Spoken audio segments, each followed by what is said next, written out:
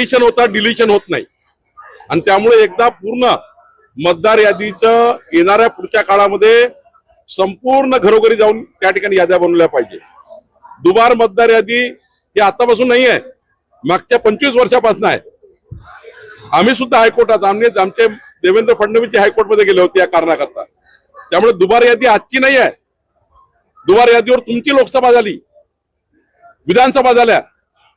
जोपर्यंत संपूर्ण यादी स्क्रॅप होत नाही तोपर्यंत दुबार नोंदणी ही कमी होणार नाही, कारण डिलिशन करत नाहीये, आपण ऍडिशन करतोय मतदार यादीमध्ये। मी समजा सावलीला राहायला आलो, सावलीमध्ये माझं नाव येतं पण तिकडे नाव राहतं, ते नाव कमी होत नाही आणि त्यामुळे ऍडिशन डिलिशन वेगळा आहे। पण हा मोर्चा खोटारड्या लोकांचा आहे। यांनी खोटारडेपणा करून लोकसभेत मात्र जिंकले, पण विधानसभेत यांना लोकांनी तोंड दाखवलं, म्हणजे जागा दाखवली। 3,18,00,000 मत घेऊन 3,18,00,000 मतं घेऊन देवेंद्र फडणवीस जी, एकनाथ शिंदे आणि अजितदादाचं सरकार आलं। यांची खोटारडेपणा निघाली। आता खोटारडेपणा पुन्हा करतील, पुन्हा निवडणुकीत पराजित होतील आणि सांगतील बघा आम्ही मोर्चा काढला होता, आम्ही त्या ठिकाणी मतदार यादीवर आक्षेप घेतला होता आणि आम्ही आता पराभव झाला तो यादीमुळे झाला, असं सांगण्याकरता ते या ठिकाणी आपलं एक साधन तयार करून ठेवत आहे। पराभव झालाय त्यांना माहिती आहे, जनता ही महायुतीच्या बाजूने माहिती आहे।